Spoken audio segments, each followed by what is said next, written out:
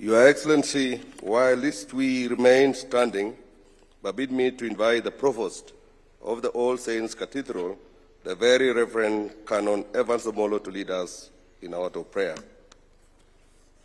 Let us pray. In the name of God, the Father, the Son, and the Holy Spirit. Dear God, owner of all things and preserver of mankind, we thank you for congregating us here to witness the presidential assent to the National Infrastructure Bill, which now turns into an act of Parliament. We soak this process in prayer, asking that this law may serve to scale up and accelerate the growth of our national infrastructure, and that it may open us up to mobilizing mega financing from diverse sources. Lord, it is our prayer that this fund will help us as a nation to do several things: to bring down our public debt, to restore our sovereignty as a nation, and enable us to undertake major infrastructural projects aimed at redefining our growth in the coming years. We pray that in your infinite wisdom, Lord, you may guide the process of constituting the Governing Council and the Board and the general operationalization of this fund. May those who will be appointed here apply impeccable integrity in their work. We thank you for President William and his courage and vision to do what many leaders would fear doing. That is, casting a clear vision and taking the risks associated with the realization of that vision. Bless his commitment to leading Kenya towards a first world nation. As he serves as the chief executive of this great country, may you bless him with good health, preserve his heart from being affected by what cynics say, and as the Apostle Paul says, may you help our president to keep his head up in all situations and to serve the people of Kenya to your glory. This is our united prayer in the most powerful and unchanging name of our Lord and Savior, Jesus Christ. Amen. Your Excellency, sir, distinguished ladies and gentlemen, you may kindly take your seats.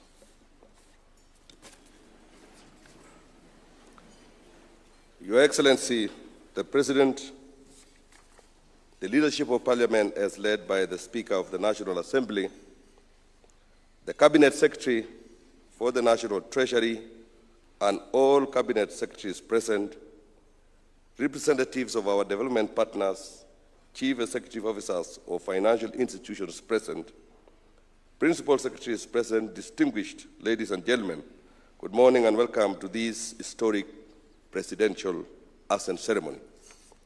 Your Excellency, sir, this state ceremony is convened pursuant to Article 115 of the Constitution for the presidential assent to the National Infrastructure Fund Bill, National Assembly Bill number 1 of 2026. This legislation heralds a new chapter in mobilizing long-term capital to build the infrastructure backbone needed to propel Kenya to first world status within a generation. Today's ceremony, therefore, marks an important milestone in the intergenerational endeavor to establish a sustainable framework for financing of strategic national infrastructure. To set the stage for the presidential assent, it is my distinct honor to invite the following state officials who will flank you on your left of the presidential ceremonial desk. The Cabinet Secretary for the National Treasury, the Cabinet Secretary for Environment and Climate Change, Governor of the Central Bank of Kenya, the Principal Secretary for the National Treasury, and the Solicitor General. On the right will have the parliamentary leadership led by the Speaker, Majority Leader, Chairpersons of the Departmental Committee on Finance and National Planning, the Majority Whips, Deputy Majority Whip,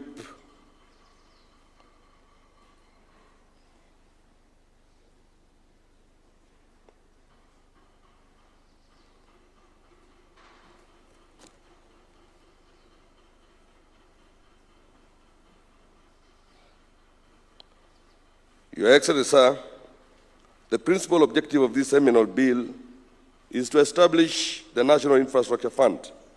The fund is designed to mobilize private capital from non-traditional sources of infrastructure finance, including domestic pensions fund, collective investment schemes, sovereign wealth funds, and climate finance. This institutional framework is expected to reduce reliance on public debt in financing commercially viable infrastructure investments while strengthening national capacity for the origination, structuring, and execution of large and complex infrastructure projects.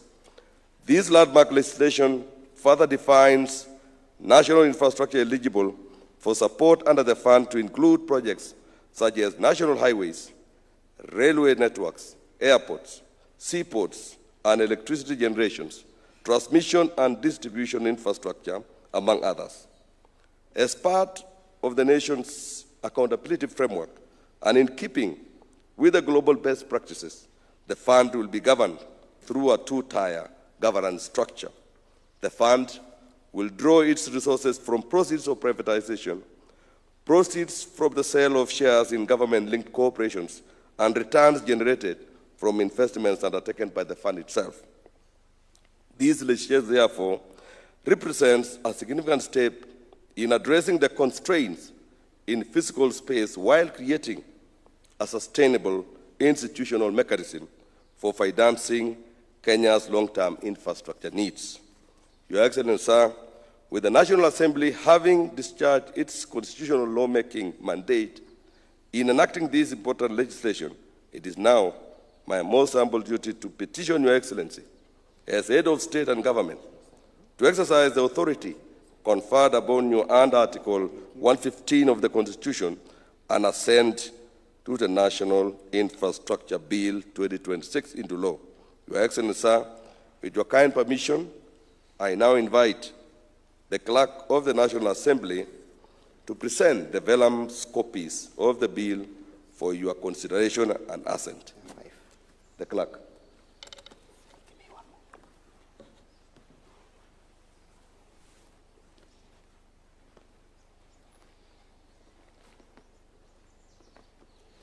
Your Excellency, I have the instructions of the Speaker of the National Assembly to place before you these vellum copies of the National Infrastructure Fund Bill for your assent. Your Excellency, this bill was introduced in the National Assembly by the leader of the majority party, the Honorable Kimani Ichung'wah, for purposes of establishing a National Infrastructure Fund. Your Excellency, during the period of consideration, the government-owned enterprise bill, which is now an act of parliament. And thereafter, during the public participation process of the consideration of session of paper number 3 of 2025 on the partial divestiture of the government shareholding in Safaricom PLC, it became apparent that there is need to provide a comprehensive framework for purposes of anchoring appropriately the National Infrastructure Fund.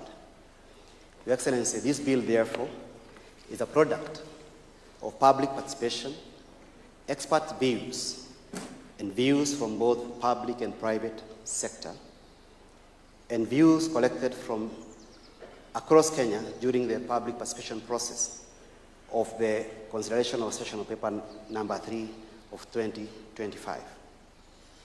This bill, Your Excellency, is also a product of the ingenuity of the 13th Parliament to pick views of the public, views of the experts, to come up with a product that will anchor the National Infrastructure Fund.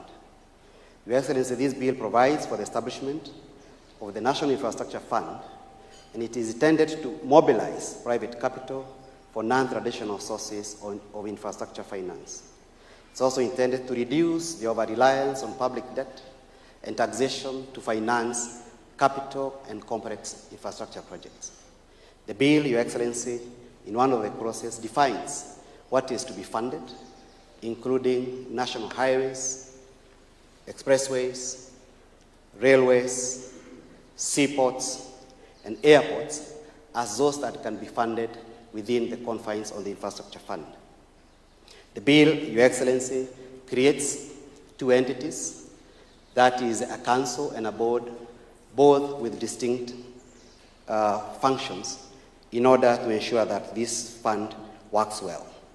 Your Excellency, the bill also gives powers to the National Assembly as required under Article 95 of the Constitution to oversight the execution of the fund, including the approval of the investment policy.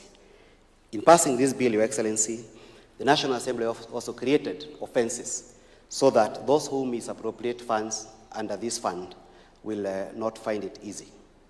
Your Excellency, in passing this bill, it was the view of the National Assembly that the bill will not lead to any increase in taxation, but will actually do the opposite, because the intention of the House is to facilitate the government of the Republic of Kenya, Your Excellency, to mobilize capital from non-traditional sources to reduce reliance on taxation and borrowing as the main options of financing capital infrastructure projects. The bill, Your Excellency, has 49 clauses and shall come into operation upon publication. May I seek leave, Your Excellency, to end my commission for the day at this point. Thank you. Your Excellency, in observance of the constitutional requirements that instrument issued by the head of state be executed under the hand and seal of the President, I invite Your Excellency to affix the seal of the Republic to the bills, thereby perfecting their enactment into law.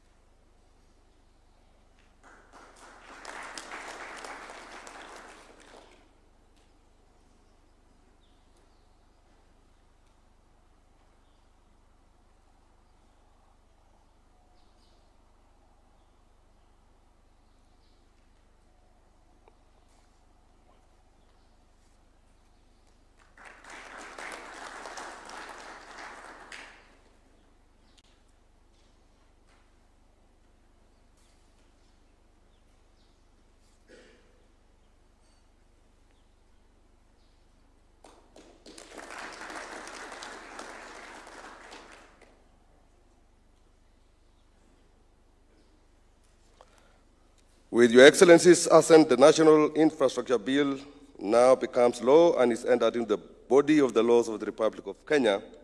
Through this enactment, the nation's journey towards first world status is firmly placed on course. Your Excellency, as we draw this ceremony to a close, may I most graciously invite you to present a signed copy of this act to the witnesses on your right, on your left, and thereafter your witness on the right.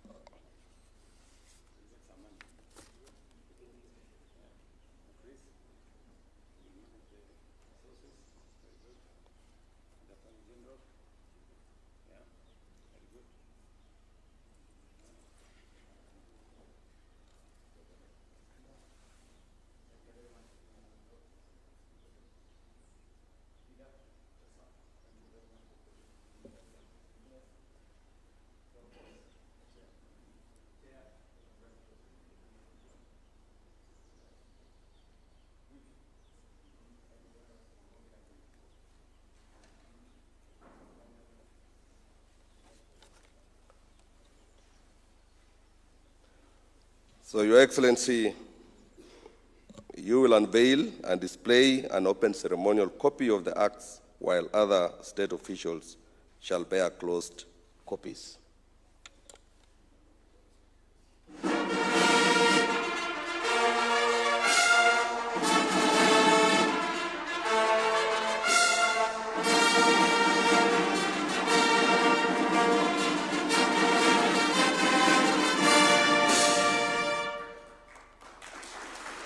I thank you, Your Excellency.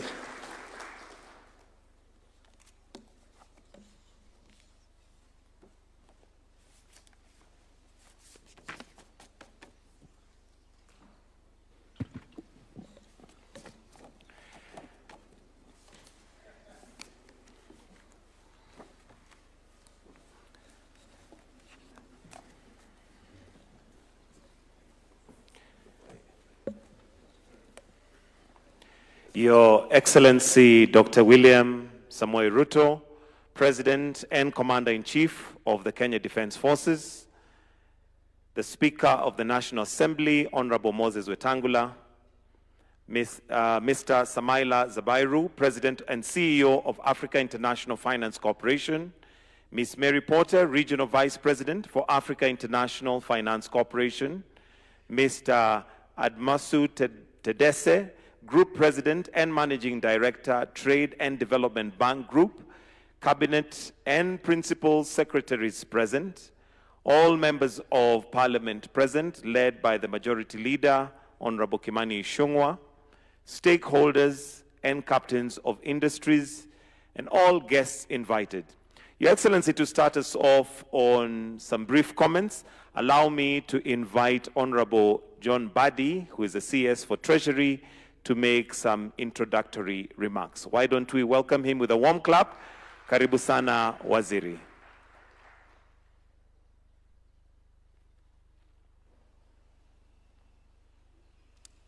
Thank you very much. Your Excellency, I am glad to be standing here today to present what I can term as my report form on the assignment handed over to me together with the Attorney General by the Cabinet on 15th of December 2025, having approved the establishment of National Infrastructure Fund in Kenya, and also approved the commencement of the necessary legal framework required for establishment and operationalization of the fund. My appreciation, Your Excellency, goes to the leadership of the National Assembly, and more particularly the Committee of Finance and Economic Planning, who efficiently managed this process and delivered the final bill in a record time. Your Excellency, some of the proposals in the National Infrastructure Bill 2025 are informed by lessons learned and best practices from other countries that have experienced significant infrastructure development by transitioning from traditional debt-heavy public spending to blended investment-led financing models. We studied successful models from jurisdictions including India, Singapore, Saudi Arabia, South Africa, Nigeria, Germany, and Canada, among others. Your Excellency, it's also worth noting or saying that signing of the National Infrastructure Act into law is the wider delivery of the Kenya Kwanza Manifesto as approved by Kenyans in the last election, and this was a promise which was in black and white in that manifesto. And Your Excellency, allow me to blow my own trumpet and affirm that I am a fast learner in this regard, and I can ably explain that manifesto even though I was not part of it at the time. But Your Excellency, it is also worth noting that even as Azimio coalition, where I belonged then, and Azimio is not there anymore, but where I belonged then and sat in the Economic Council, we also had a similar arrangement where we had also proposed that we would set up a fund to deal with infrastructure development, even though we didn't call it a bank as your own manifesto did. So all Kenyans were in agreement that we were facing constrained fiscal space, yet we still needed a huge and massive investment in infrastructure. And therefore, we had to think outside the box box and come up with innovative ways of financing our infrastructure projects. Your Excellency, allow me to speak to the macroeconomic context informing this proposal. Kenya's fiscal position places real constraints on policy choices.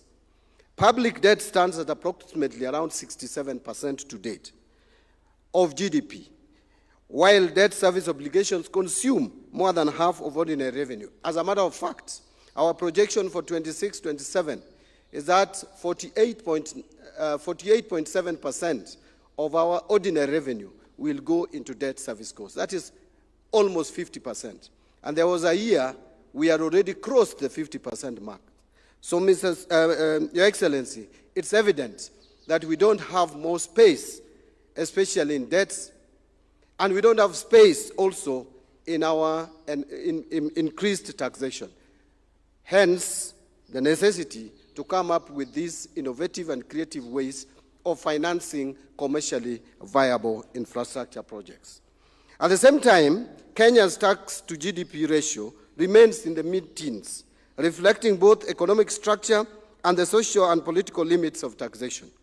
Global financial conditions have also tightened, making borrowing more expensive and less predictable. Yet demands on government have not diminished. Infrastructure gaps remain a binding constraint to growth, while social sectors require sustained investments, like education. Your Excellency, it would interest Kenyans to know that we are spending close to 27% of our expenditure, total expenditure, in supporting education in this country. Yet, you still hear complaints that we are not supporting education enough. We are spending so much money in supporting health programs, including primary health care, which is funded 100% by the national government. Yet still, you still hear concerns that we should put or allocate more resources in healthcare. We are spending so much money in social interventions to our elderly, those who are vulnerable in different ways, and yet still you hear that we need to spend money on these social interventions. And therefore, Your Excellency, there is need to take out of our budget some of the commercially viable infrastructure projects. And this includes, and not limited to, the following. One is the airports and seaports. Two is our national highways, those which are commercially viable, and there are many, and we have identified them. Three, we also have energy sector, which needs more funding. We are currently generating just well over 3,000 megawatts, but we need over 10,000, Your Excellency. And lastly, I will also mention water and irrigation. For us to realize food security in this country, we must invest more in agriculture. We cannot continue to rely on rain-fed agriculture because of the unpredictable climatic conditions. And therefore, we have realized that there is an opportunity for us to put more resources in doing mega dams in this country to make water available for agriculture. We have fertile land, but what we are lacking is a reliable source of water for irrigation. I'll just give one example, Your Excellency. Galana Kulalu, which has been an experiment, and this administration has actualized. We have put 1,500 acres under irrigated agriculture, and each acre we have just harvested in the month of December. Each acre produces about between 30 and 35 bags of maize in one harvest, and we can do 2 harvests in a year. Now, that clearly demonstrates that you can harvest 60 bags from 1 acre each year.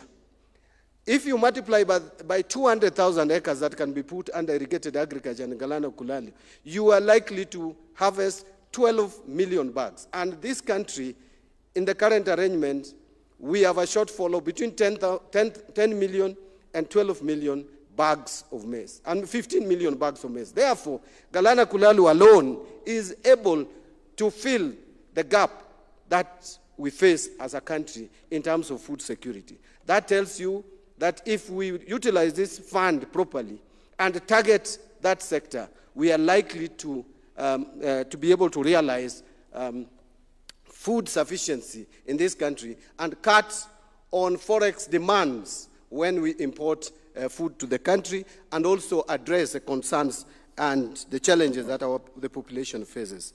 This mismatch between expectations and fiscal capacity necessitates new approaches, as we are trying to do.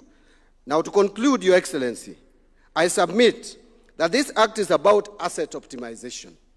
It asks whether public capital locked in mature enterprises is being deployed in the most productive way. I have heard cynics complain that we are divesting, that we are privatizing assets which are making profits. But they are not asking themselves whether we are optimizing the value of those assets.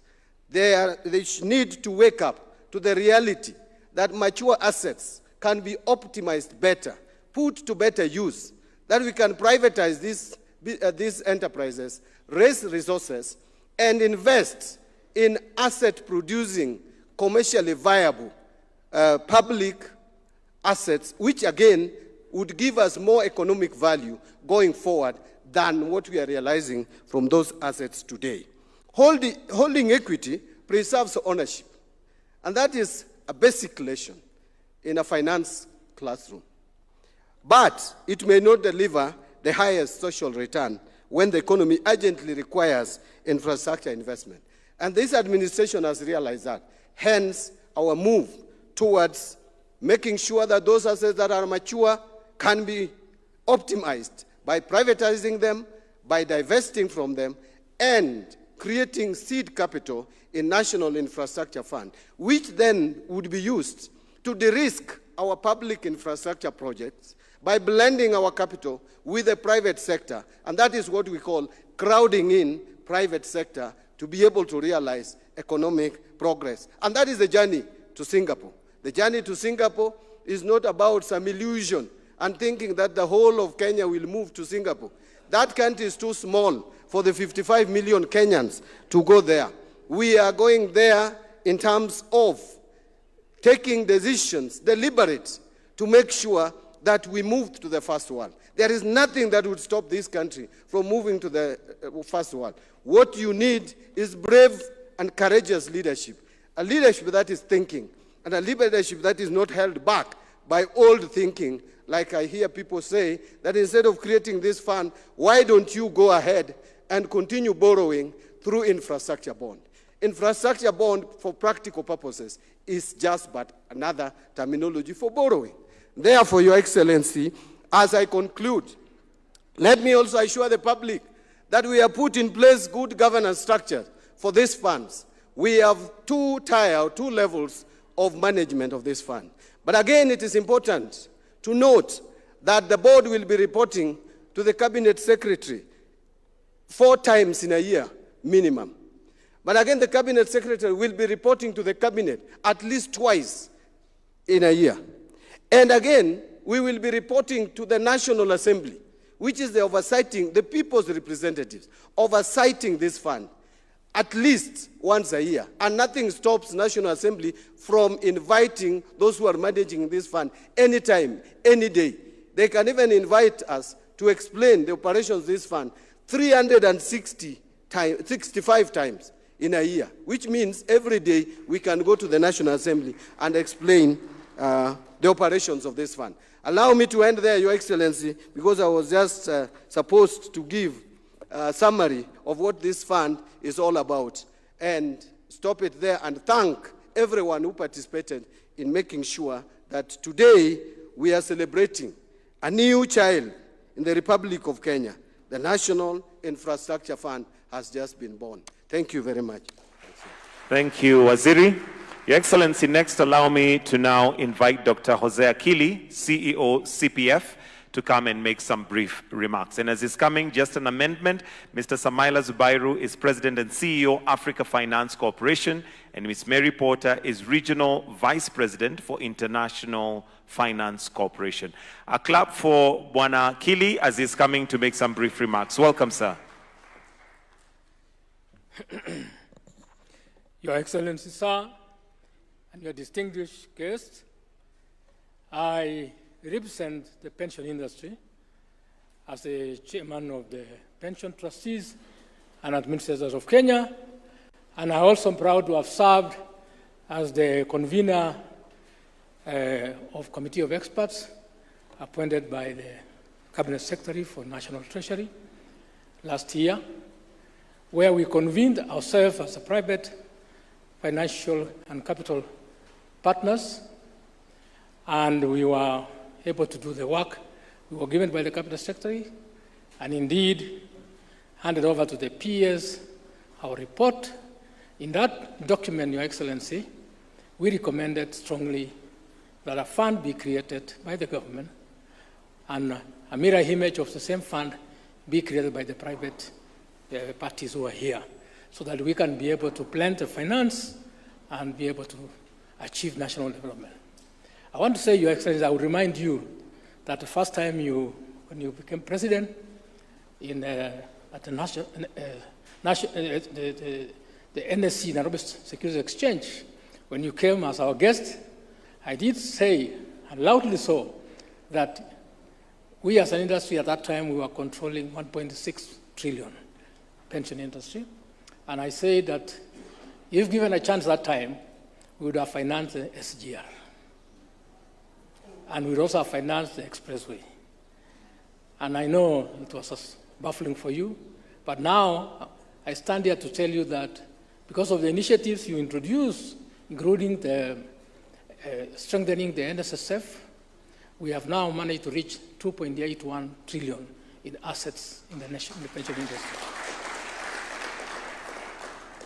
But in our Committee of Experts, we managed to aggregate ourselves to include insurance companies, the Islamic finance, SACCOs, and the banks, and the banking fraternity.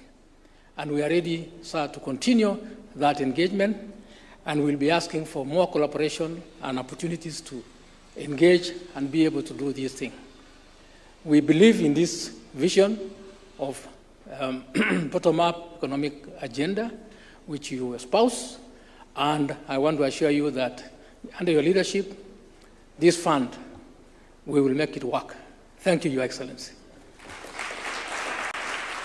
Thank you, Bwana Jose Akili, Dr. Jose Akili. Next, Your Excellency, from the insurance sector, allow me to invite Mr. Tom Gitogo, Group MD and CEO of Britam Holdings PLC. Why don't we give him a warm welcome as he approaches the stage. Welcome, sir.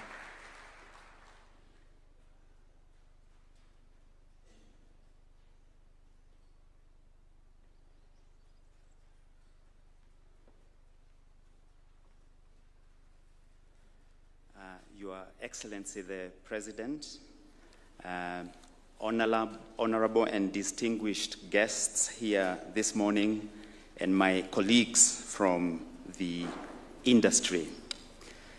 Your Excellency, this framework, as was said before, has worked very well in other jurisdictions. Most developed countries can trace back to some of their achievements to this arrangement.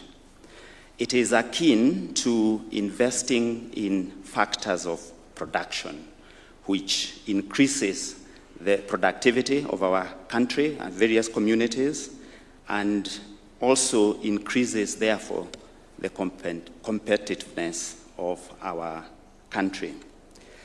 The governance around this fund allows long-term funds such as pension schemes under the RBA, some of the collective investment schemes under CMA, and life insurance companies under the IRA to optimize some of the opportunities that this fund will bring. So this allows us to participate in the growth of our country, and it is this growth that will then widen the private sector and again enable us to invest some more. So we will collaborate, and I can't wait, Mr. President, to see my peers and colleagues in the industry take part in this fund. Congratulations, everyone, and good morning. Thank you, sir. Next, we move to the banking sector. And Your Excellency, to start us off on that section, Mr. John Gashora, Group MD, NCBA. Give him a warm clap as he's coming as well. Karibu sana, Bwana Gashora.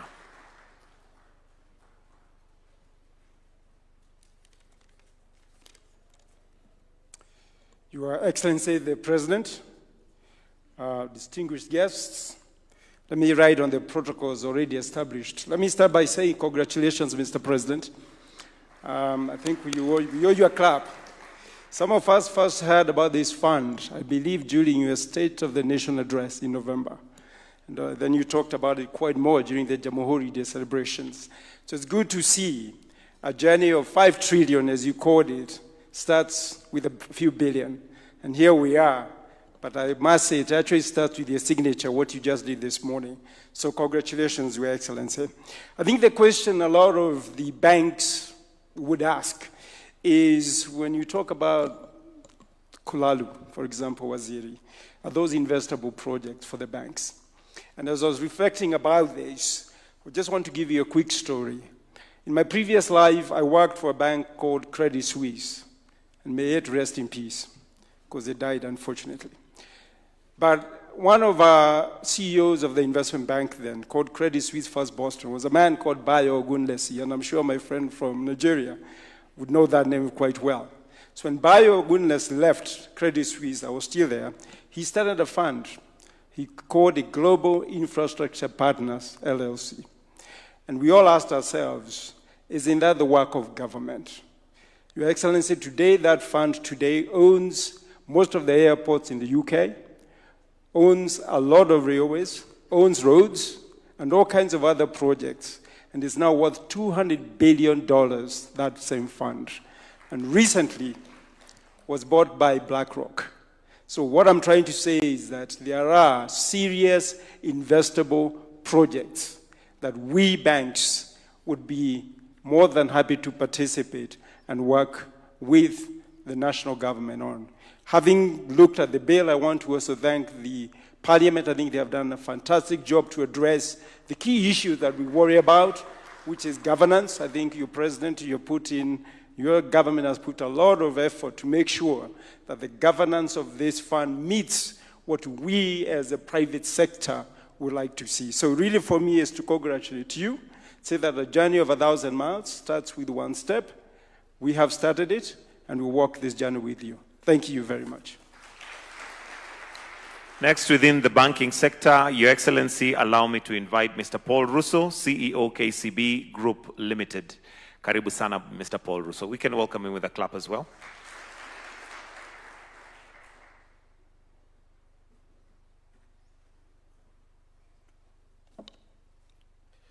Thank you, Your Excellency. I will also stand on the protocols already established.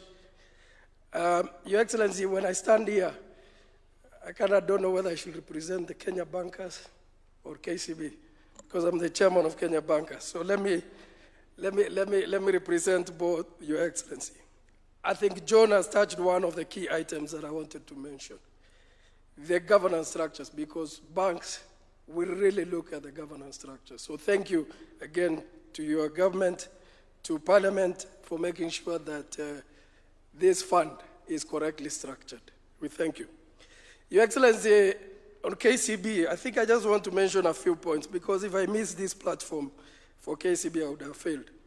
On G2G, KCB issued LCs of 1.07 trillion, not a single shilling lost. If you bank, if we structure elements correctly, we will fund as banks, and will come through, Your Excellency. I think if you look at Lindsay Finco, the first securitized, working with CPF and all other parties, Your Excellency, listing it at 44.7 billion to fund the stadium, Your Excellency. It's an amazing way to work together. Your Excellency, I also want to mention a number of bridging facilities. Honorable Chirchir is here to try and unlock NPLs. For a long time, banks were stuck with non-performing loans from construction companies. Securitization of the roads levy has unlocked the non-performing loans for banks, Your Excellency.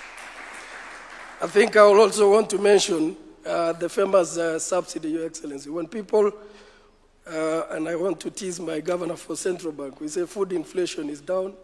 Banks have been there for making sure that we have fertilizer at the right time under the government subsidy for fertilizer, Your Excellency. So we do make a lot of contribution as banks. Beyond the border, Your Excellency, KCB, led the transaction for Bugesera Airport in Rwanda.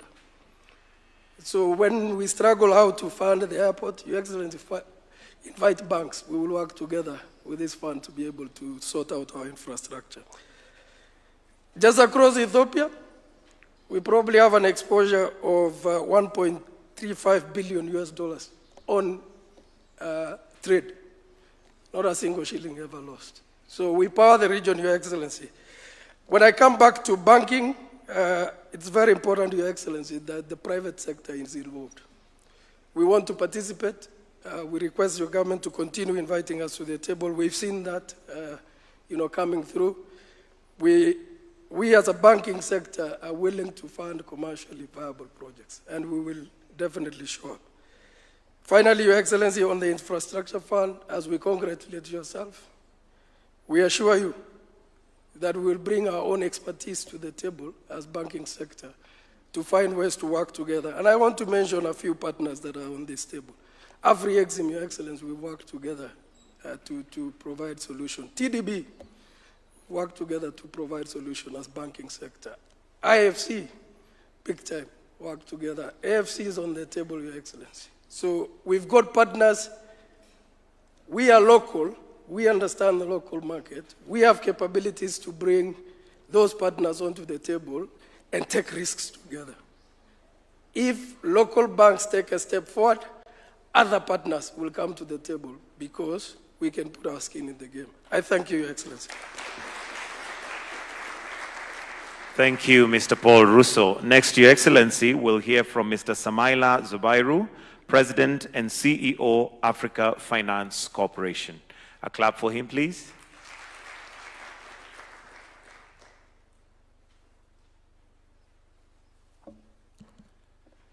Your Excellency, President William Ruto, Honorable Cabinet Ministers, AMFI principals and colleagues, development partners, investors, distinguished guests, ladies and gentlemen, good morning. Across history, nations that transform their destiny do so at moments when leadership chooses to build the future rather than wait for it. Today is one of those moments. Your Excellency, let me therefore begin by congratulating you, the government of Kenya, and the people of Kenya on the signing into law of the Kenya Infrastructure Fund. Moments like this matter because they signal something deeper beginning to take shape across Africa. For too long, Africa's development has often been spoken about as something that will happen someday, when conditions are right, when foreign direct investment improves, or when the world suddenly becomes fairer or turns attention to us. But history teaches us different. Nations do not develop because conditions are perfect. Nations develop because leaders make the deliberate decision to build. This is the significance of today. Today is not simply about a new fund. It is about a decision by Africans taking ownership of our development agenda, a decision to move from aspiration to execution, a decision to intentionally build the future deliberately. Because Africa's progress will ultimately not be written in declarations or headlines. It will be written through our institutions, our capital, and our execution. And that is precisely what today represents. The Kenya Infrastructure Fund, a decision to move from conversation to execution, from aspiration to construction, from potential to prosperity. This initiative aligns closely with what we at the Africa Finance Corporation describe as the Build Africa framework. A simple but powerful idea. Africa will rise when African capital builds African infrastructure that powers African industry. The Kenya Infrastructure Fund embodies this philosophy. It mobilizes domestic capital, it channels that capital into strategic infrastructure, and it creates the conditions for industry and value creation to happen here in Kenya. Your Excellency, the ambition of this initiative to catalyze up to 40 billion in infrastructure investments over the coming decade is not only bold, it reminds us of a fundamental truth. Africa is not a collection of small economies. Africa is the market. And this is precisely the vision behind the Compendium of Strategic Minerals that we launched recently, a tool to give life to the Africa Continental Free Trade Area, which Your Excellency has consistently championed. Because when Africa operates as a single economic space with integrated infrastructure, coordinated policies, and open regional trade, the scale of our market becomes transformational. When Africa begins to organize itself as a market, the world will no longer ask whether Africa is ready. The world will ask how it can participate. Now, consider what $40 billion of infrastructure investment really means. It means demand on an enormous scale. Millions of tons of steel, millions of tons of aluminum, thousands of kilometers of copper and aluminum cables, petrochemical inputs, cement, construction materials, machinery, engineering services, and logistics. Infrastructure, therefore, is not only about connectivity. Infrastructure is demand. Infrastructure is industry. Infrastructure is jobs. Jobs and more jobs. And once we recognize the scale of demand that we are creating with this infrastructure fund, the next question naturally follows. Where will this demand we have created be supplied from? Will the materials required to build Kenya's infrastructure continue to be processed elsewhere, only for us to import them back at higher cost? Because when that happens, we reinforce the dysfunctional extractive model we inherited, exporting our resources, freight on board, FOB, and importing them back, cost, insurance, and freight. In effect, exporting the jobs required to process our natural resources only to import inflation. That cannot be the future we accept. Instead, we must deliberately align three things. First, the demand created by infrastructure investments. Second, the infrastructure required to process resources efficiently, particularly power, bearing in mind Kenya's remarkable advantage in renewable and green energy, together with transport and logistics. And third, the resources themselves, here in Kenya and across the wider region.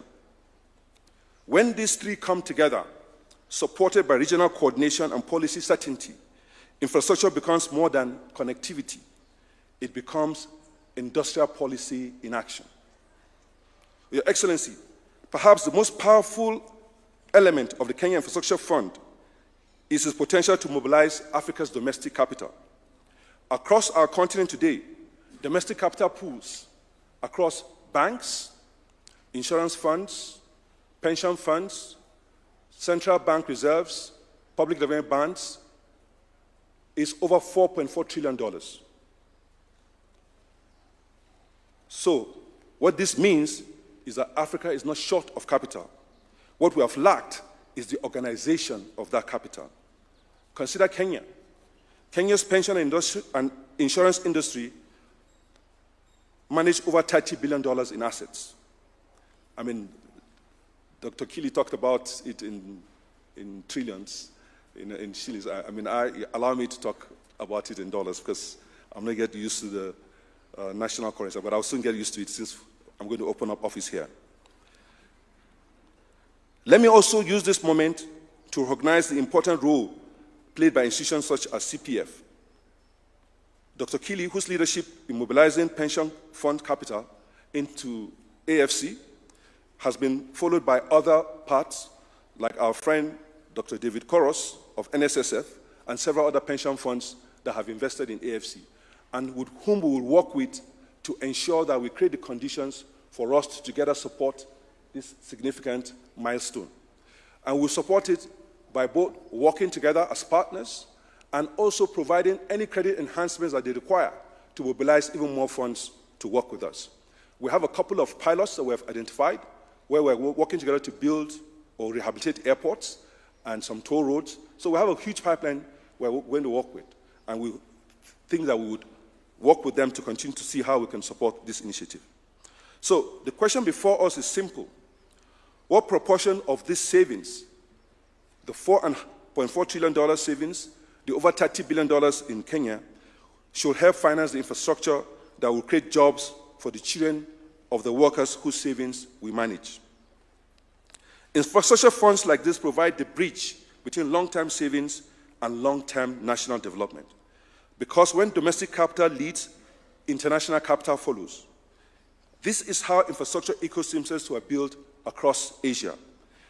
The first world aspiration that we have, these are the structures that they put in place. So we need to replicate them if we're going to get there.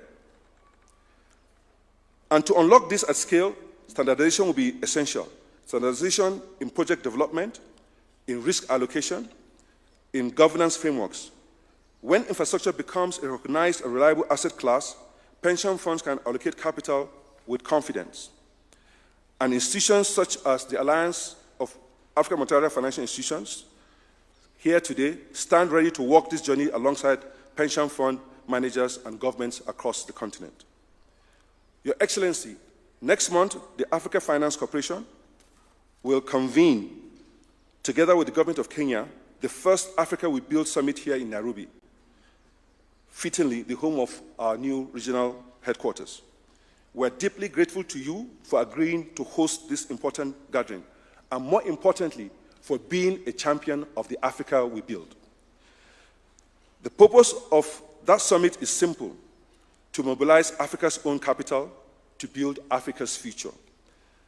Because the challenge before Africa is not the absence of capital, it is the organization of that capital.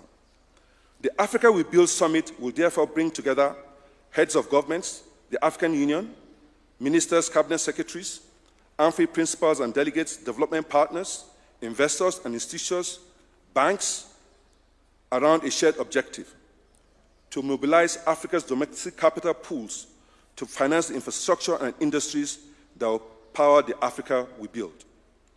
Because ultimately, the question before our generation is not whether Africa has the resources. We do have the resources. Africa has resources. It is not whether Africa has the capital.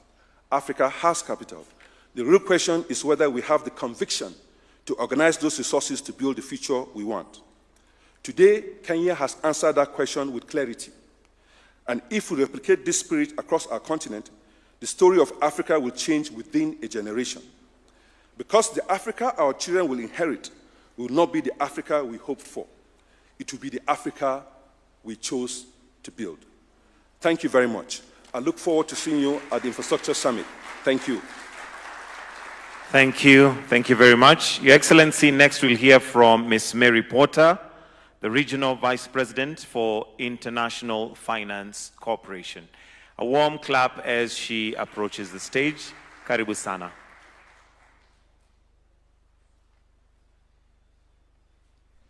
Your Excellency, President Ruto, honorable ministers, colleagues from government, fellow development finance institutions, and our partners in the banking sector, pension funds, sovereign wealth funds, and other institutional investors.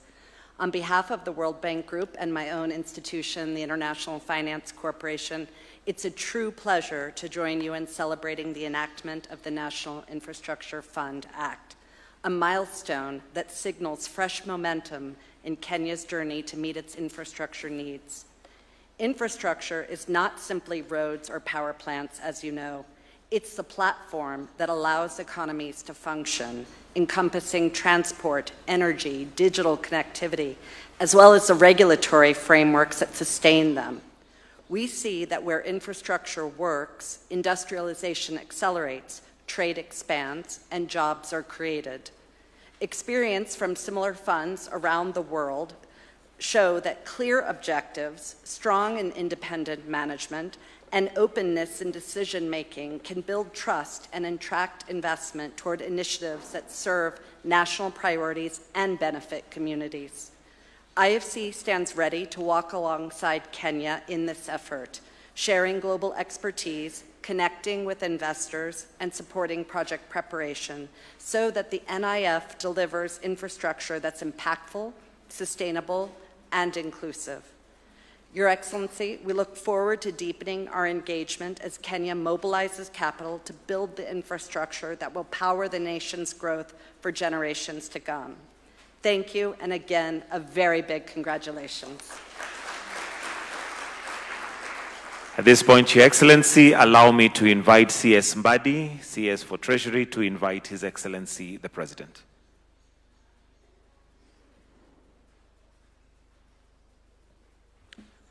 Distinguished delegates, kindly rise up and we put our hands together to welcome His Excellency the President, Dr. William Samoei Ruto, the President of the Republic of Kenya. Thank you very much. Let's take our seats.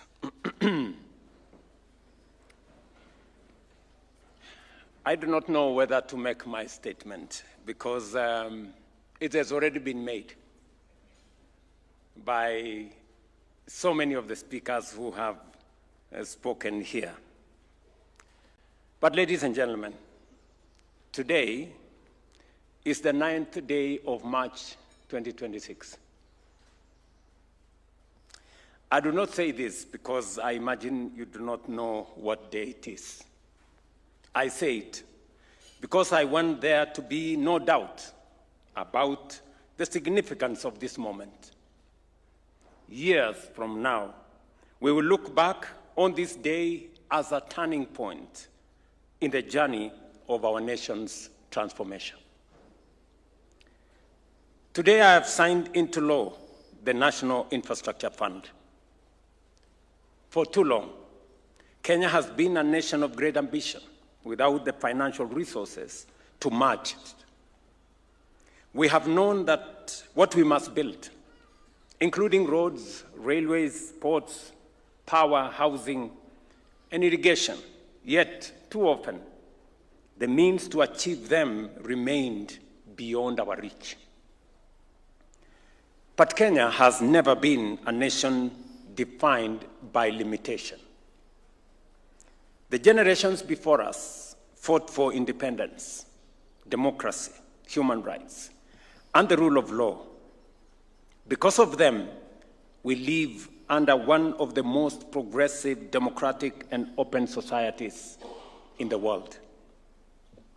Our Constitution guarantees healthcare, housing, food, water, education, and social security as fundamental rights, but rights written on paper must be delivered in reality.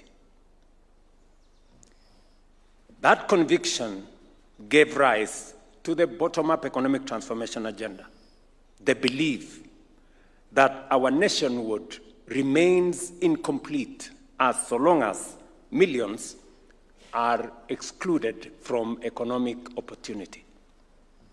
Over the past 3 years, we have laid a stronger foundation for our country, restoring macroeconomic stability, revitalizing agriculture, expanding healthcare, stabilizing education, advancing affordable housing while creating jobs, increasing our savings, deepening financial inclusion, and opening new opportunities for our young people.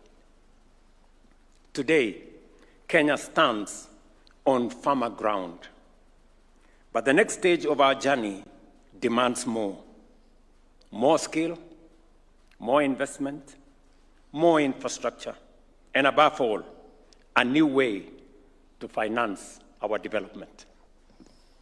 The National Infrastructure Fund is a commitment we made to the Kenyan people in our manifesto. Today, we fulfill that promise. But why did we propose the National Infrastructure Fund in the first place? Because of the scale of the challenge before us, there is need for a new approach. Multilateral development institutions estimate that Africa faces an infrastructure financing gap of up to $80 billion every year. That is, the continent requires about between 130 and 170 billion dollars, for infrastructure development every year. Kenya and our infrastructure needs reflects that very reality. Every meeting, in every part of Kenya, the conversation is about this road and the other road. Electricity connection to this village and to that town. Connectivity in different parts of the country. And access to agricultural infrastructure for food security. Every meeting in every part of Kenya speaks to those issues. The World Bank has estimated that our country requires approximately $4 billion each year to meet its infrastructure needs.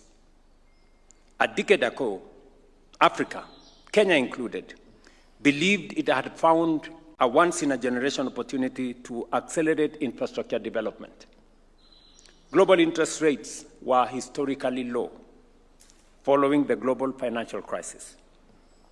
The China's Belt and Road Initiative opened new sources of infrastructure financing. But we did not fully anticipate the risks of relying so heavily on sovereign debt. And certainly, none of us could have foreseen the shocks that would soon follow: the COVID-19 pandemic and the global economic and financial turbulence that came in its wake. It was against this backdrop that my team and I began to ask ourselves a necessary question before the last election. We spent a lot of time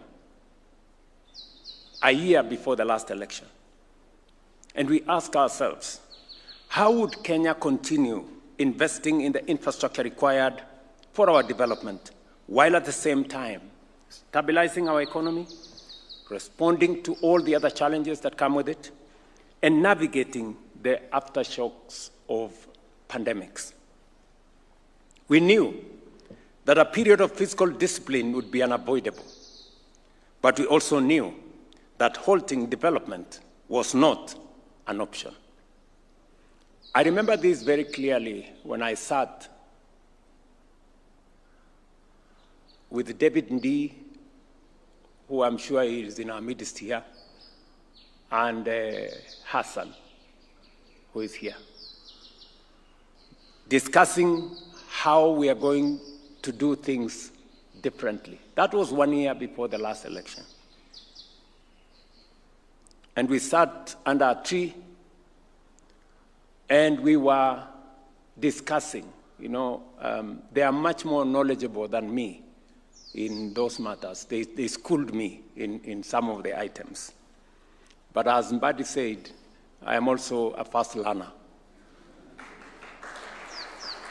That is where the idea of the National Infrastructure Fund was born. I couldn't put it much more clearly and succinctly than it is stated in our manifesto. And I want to quote for you. This is a manifesto written 4 years ago. An infrastructure fund, I quote, will be established with initial capitalization from privatization proceeds, with a view to progressively reducing financing of commercially viable infrastructure projects from the budget, end of quote. Today, we are doing exactly that.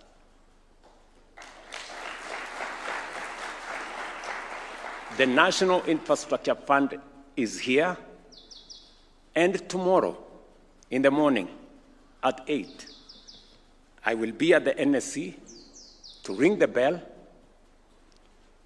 to complete the privatization of the Kenya Pipeline IPO and raise 106 billion Kenya shillings that will be the seed money for the National Infrastructure Fund.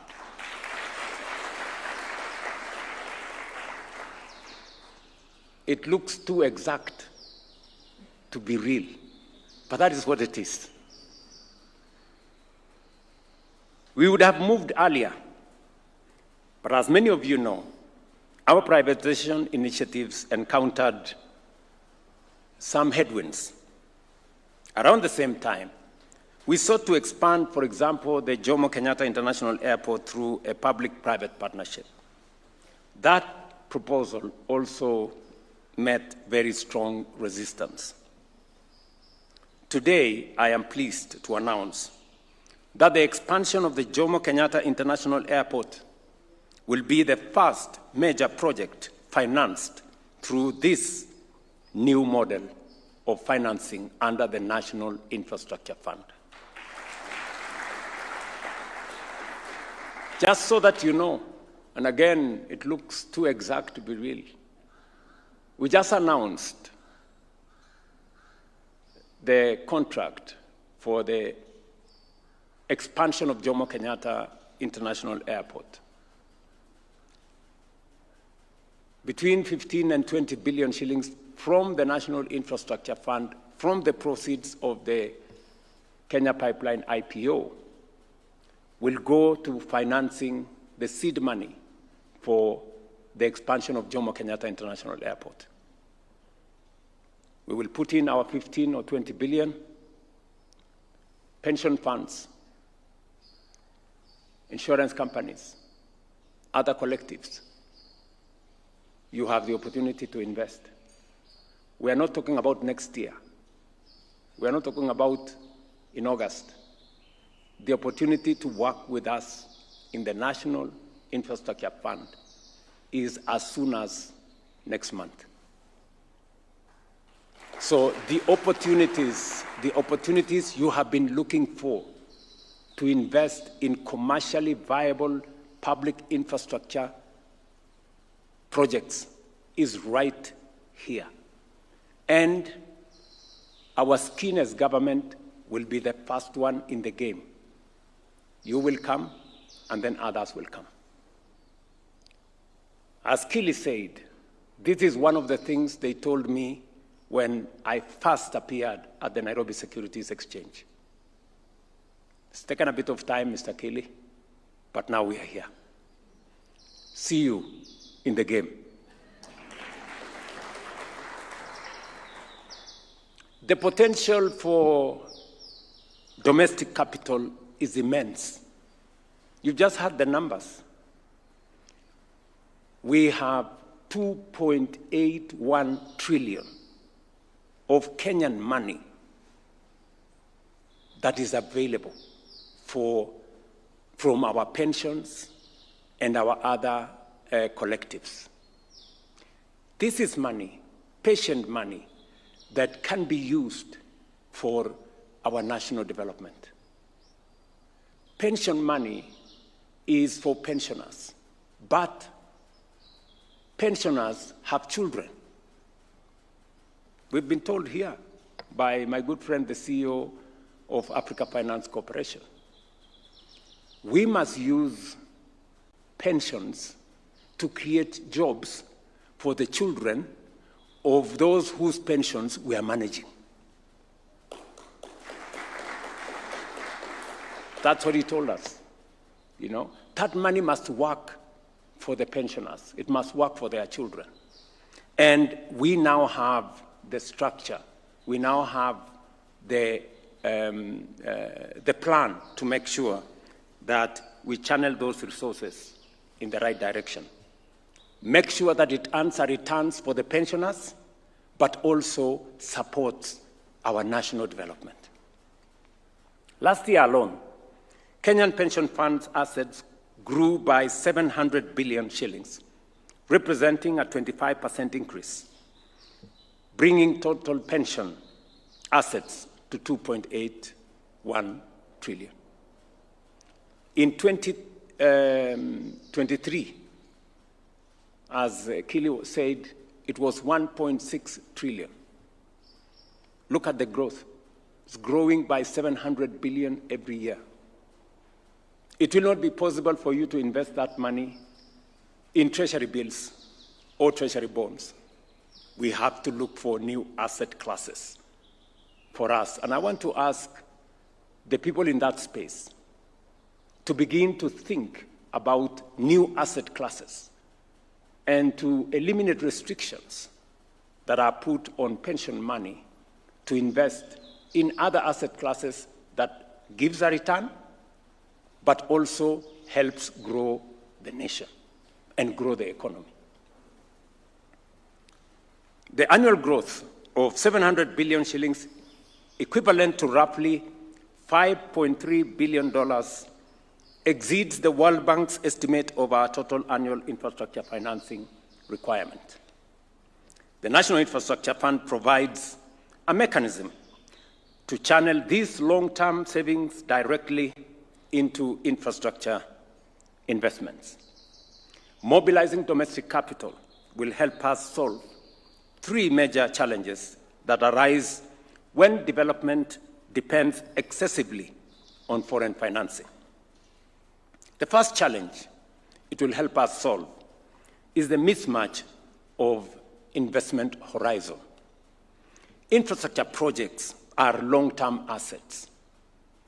Whether you talk about highways, toll roads, energy, and rail, these are long-term infrastructure. They are viable. They are commercially viable, but their gestation period is longer. Look at what we did with the SGR. We took facilities of 15 years and 20 years.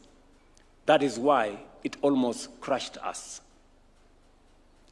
Now we have an opportunity to, under the National Infrastructure Fund, to crowd in resources with a long-term view and make those infrastructure projects work for the people investing and for the nation, and make them commercially viable. The second issue that this will help us solve is the cost of capital. Many analysts have shown that Africa consistently pays more for capital than objective risk would justify. In infrastructure financing, the default rate in Africa is approximately 5.5%, compared to 14.5% in Latin America. But you know what? International investors typically demand returns that are about 5 percentage points higher in Africa than in Latin America. Just look at the unfairness. Our default rate is 5.5%. In Latin America, it is 14.5%. Yet, when we go to the market, we are told we are much more risky investment destination than Latin America. Where is the sense? Where is the fairness? And that is precisely what this National Infrastructure Fund is going to solve. This perception bias alone is estimated to cost the continent up to $4 billion each year in additional interest payments. Payments we shouldn't be making. If we apply Kenya's share of Africa's Eurobond exposure, roughly 8%, that perception penalty costs us approximately $320 million every year. That is 42 billion shillings every year that we are paying more than we should be paying merely because we have a perception penalty. The National Infrastructure Fund will erase that perception penalty because we will be mobilizing our resources from here. And nobody is going to tell us about a risk that does not crystallize. The third challenge is currency mismatch. when infrastructure is financed in foreign currency while the revenues are earned in Kenya shillings, exchange rate volatility introduces significant risk. This challenge has long affected many of our utilities. Many of you remember the challenges Kenya Power goes through all the time. Domestic financing helps eliminate this currency exposure. As I said, tomorrow morning, I will ring the bell to inaugurate trading of the Kenya pipeline on the Nairobi Securities Exchange, fulfilling a commitment I made 3 years ago. Kenya Pipeline Company IPO has generated 106 billion shillings that will be used to capitalize the National Infrastructure Fund.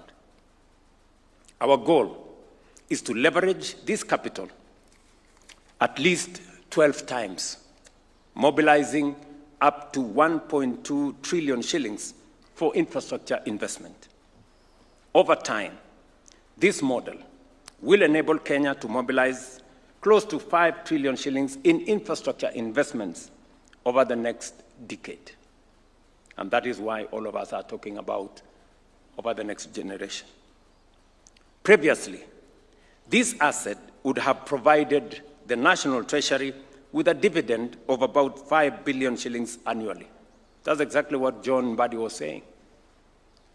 This asset of Kenya Pipeline, we would be receiving a dividend of 5 billion shillings every year. But look at what it is going to do.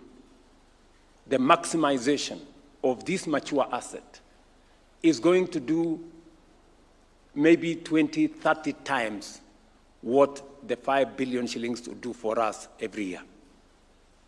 And that is the genius in rearranging and reorganizing our resources in a manner that it works best and we maximize their output and benefit and create much more impact than it currently is creating.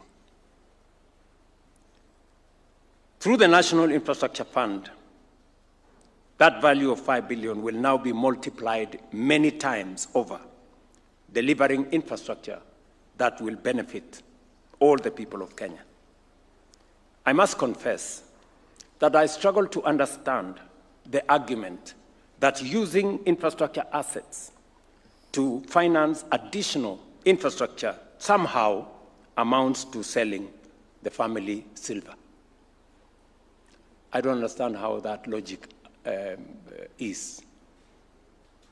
On the contrary, it is the responsible stewardship of national assets for national development. Many of you will also be aware that Parliament recently enacted the Government-Owned Enterprises Act. This legislation provides modern legal framework for commercializing government enterprises and ensuring that they operate according to the highest standard of corporate governance. This is what our friends from the banks were telling us. I want to assure you that the National Infrastructure Fund and all the other government-owned enterprises, we have made a decision that these assets will be, these parastatals and government agencies will be run on the same principles as the private sector, if not higher. That is our commitment. We have made the decision that these commercially viable agencies and enterprises will not be run by people with political connection. They will not be run by politicians who have not succeeded in their quest. They will not be run by people who have not been subjected to competitive recruitment. This is how we are going to change how Kenya delivers on the most critical and priority programs. This legislation provides a modern, as I said, framework for us to work with the private sector. Institutions such as the Kenya Airports Authority, Kenya Ports Authority, Kenya Railways, KETRACO, the Geothermal Development Company, the National Cereals and Produce Board, will now operate under this framework, among others. Over time, these entities will access capital markets, and the proceeds will allow us to build even more infrastructure for the future. The law establishing the National Infrastructure Fund also provides strong governance safeguards. It establishes a governing council responsible for strategic oversight, strengthens the professionalism and independence of the fund's board, and ensures parliamentary oversight in its investment policy to guarantee transparency, accountability, and the prudent stewardship of public resources. Finally, let me emphasize that the National Infrastructure Fund is not an experiment. It is a model that has been adopted successfully around the world.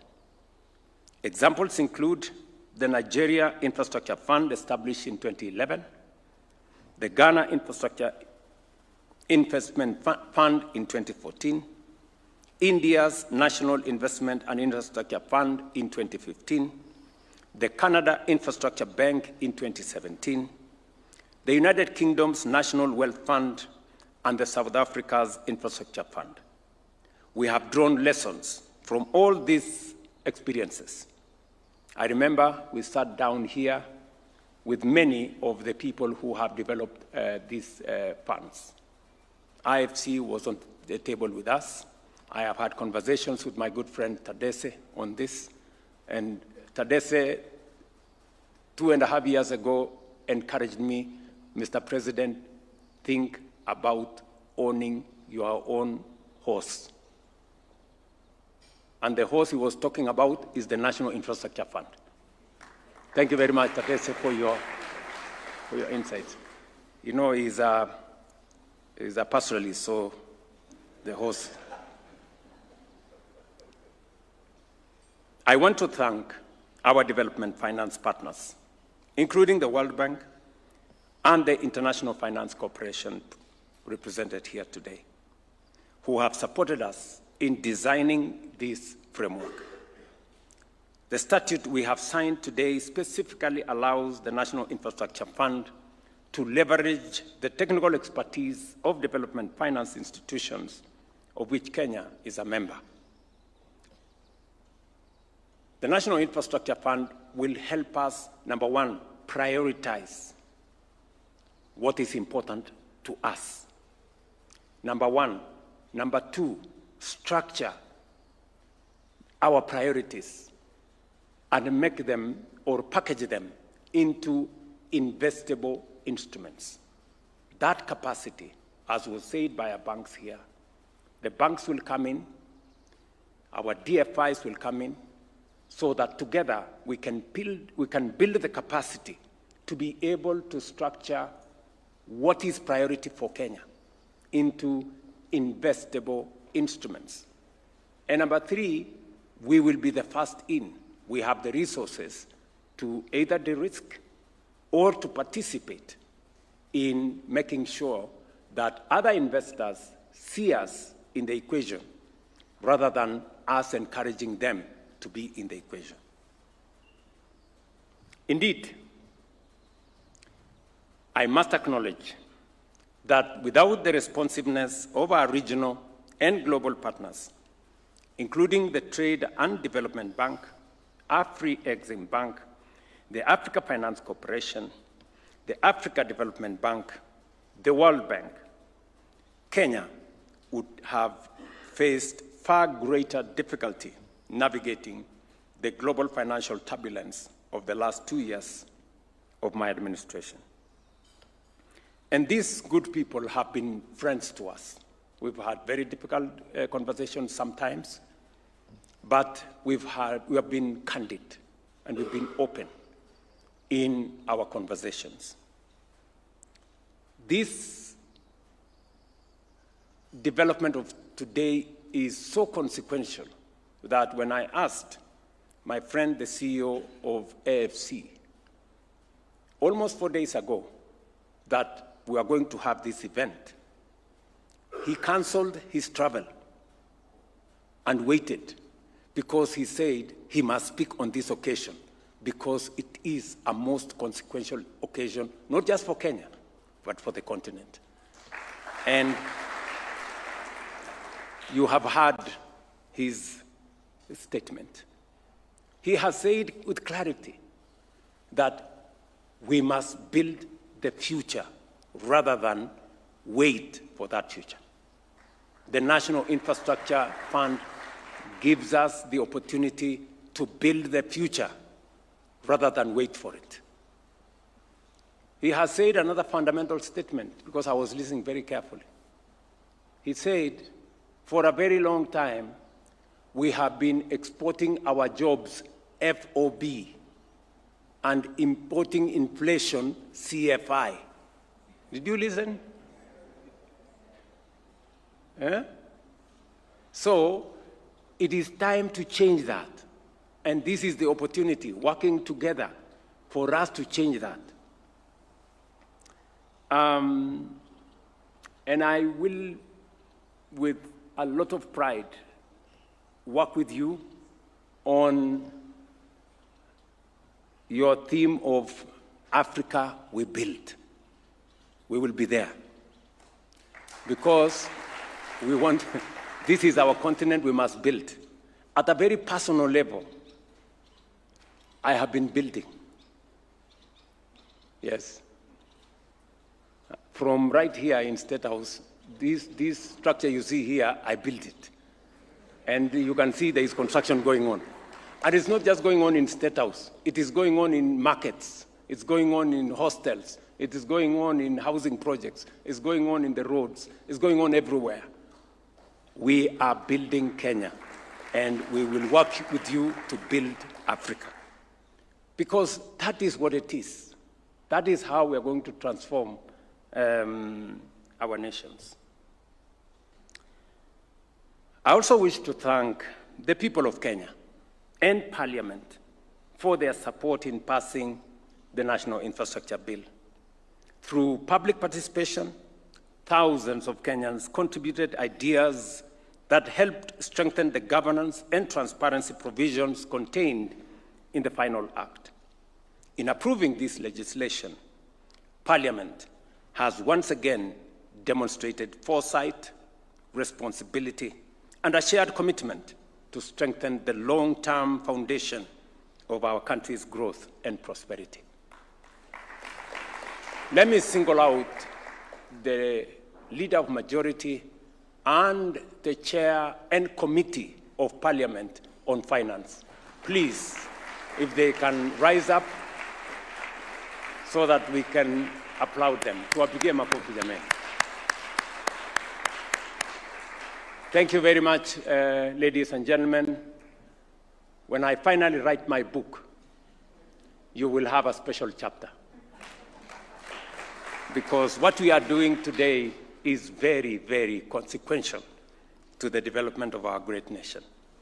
Today's moment, therefore, represents more than a creation of a fund. It represents a new chapter in how Kenya finances its future. A chapter where we invest at scale in the foundation of a first-world economy, transforming agriculture through extensive irrigation and water infrastructure, expanding modern infrastructure, including roads, rail, ports, airports, and logistic corridors that connect our farms, factories, and markets, and scaling up reliable energy to power industry, innovation, and value-added production across our economy. A chapter where our ambition is matched by our capacity. A chapter where the savings of Kenyans today build the infrastructure of Kenya's tomorrow. And a chapter where development is not postponed for tomorrow, but financed confidently today. Let me conclude by saying today is a most important day for me. You know, when I see us moving from the discussions we've been having, when I listen to what the private sector is doing, and I want to associate myself with what the banks have said. You know, when we asked our local banks, when we had a crisis of fuel in Kenya, we didn't have oil products in Kenya because we had serious shortages. And we asked banks to step in so that we can create a G2G framework. Some banks were shy, understandably so, but some stepped up. Today, I am very proud of the contribution of Kenya Commercial Bank.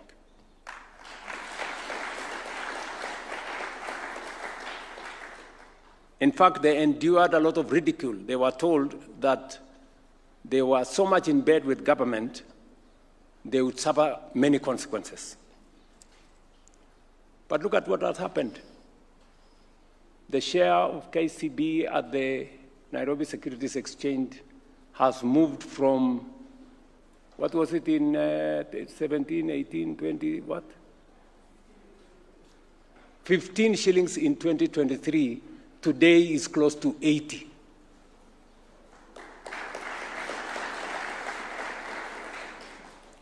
That is what happens when you work with government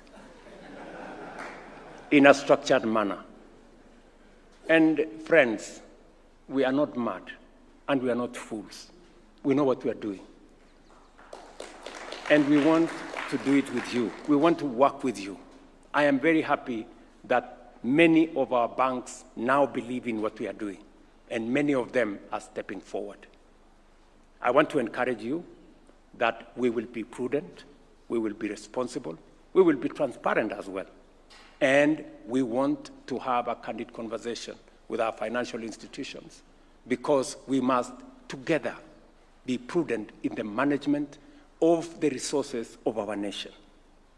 We don't have a nation that belongs to the private sector, neither do we have one that belongs to the public sector. We are one, and therefore, we will work together. Let me say one more thing. Lindsay Capital worked with us in raising resources for the building of Talanta, one of our very big stadia that will host AFCON next year. I saw a gentleman say that, oh, you know, William Ruto and the government, they have already pledged for 15 years money from our resources to build Talanta. Yes, we have. That's correct. That's what we have done. But I want to ask the question. The last 15 years, what has that fund done? Do you have anything that you can see that that fund has done for the last 15 years? Nothing. Cabro here, a gate there, some other money stolen at the corner, others appropriated at another place. We are better off pledging 15 years when we can see a facility like Talanta Center standing, because then there will be no money to be stolen and there will be no money to be appropriated or to be misappropriated, because the money will be locked up in an asset that we can see. That's the whole difference. So if you are complaining that we have pledged money for 15 years to build Talanta, before you make that statement, tell us what that money has done the last 15 years. At least we can show that we have an asset that we can begin to use today. And we can monetize it today. That's how we are going to be innovative. That's how we are going to change our country. And so, ladies and gentlemen, I am carried away. So forgive me if I have spoken more than I should, but I am very happy that we're all sitting here as Kenyans, and we are thinking about how we can synergize, we can bring the private sector, we can bring the public sector to be able to grow our economy, develop our country, because that way we not only create jobs for our children, but we develop our country that will benefit, and when the economy expands, it's good for everybody. It's good for the private sector, it's good for the public sector, it's good for Kenya. I want to pledge and commit to you that whatever it takes, I will continue to lead from the front. Whatever the consequences, I will continue to lead from the front. Because you don't get the opportunity to be president anytime. It's a privilege and a great honor. And while I have it, I will do the best that I can, because it is high privilege to lead a nation. So thank you very much for your time. Thank you very much for coming for this occasion. Sasa kazi inaanza tomorrow morning tukisonga mbele. God bless you. Thank you very much.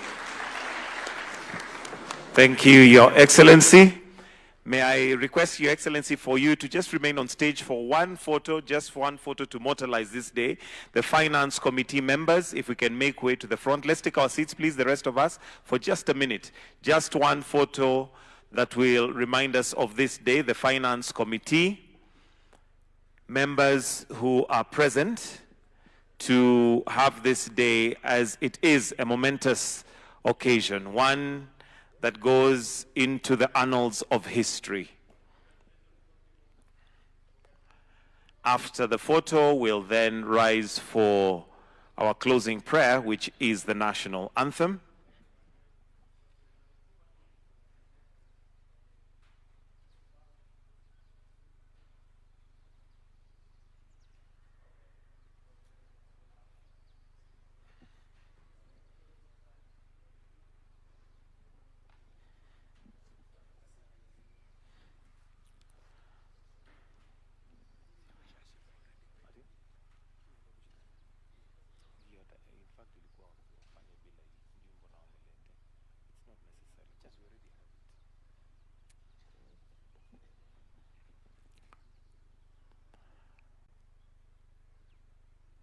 And all smiles as we remember this day. Even you who are not in the photo can smile.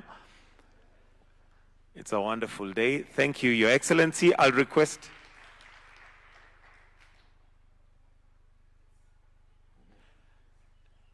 let's also have those on the presidential table to join His Excellency for a photo.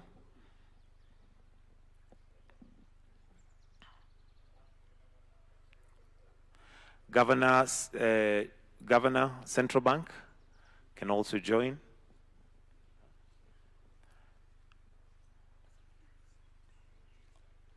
Also, Waziri Davis.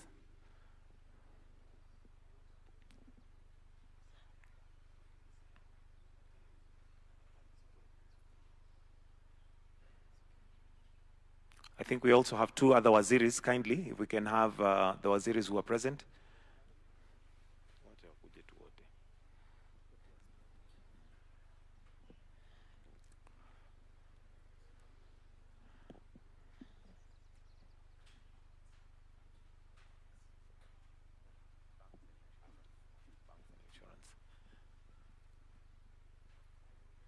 All right, the last photo, Your Excellency, banks and insurance representatives. We have the banks and insurance representatives and pension fund as well.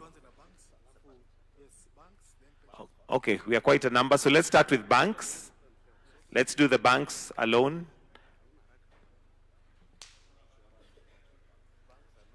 Banks on their own, then insurance and pension funds together.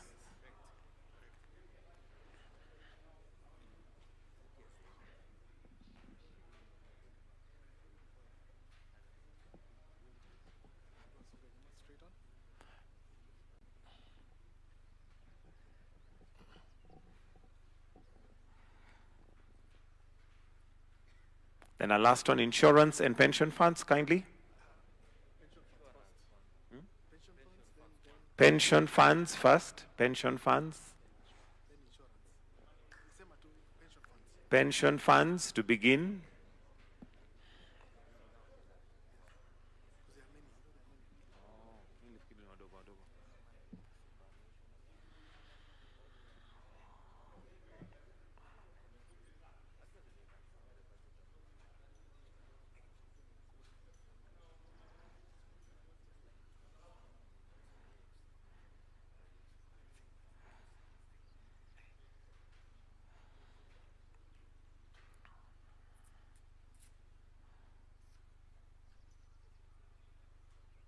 Insurance.